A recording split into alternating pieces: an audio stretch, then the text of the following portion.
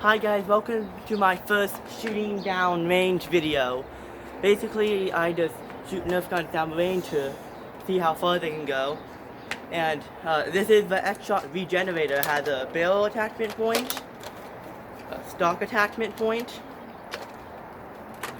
and these aren't compatible with Nerf attachment, but it has a few attachment stuffs.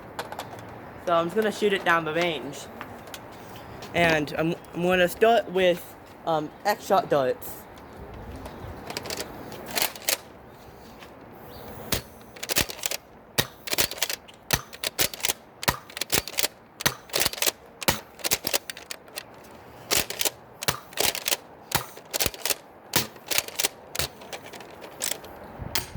Okay, now I'm gonna shoot a Ventriforce waffle head darts.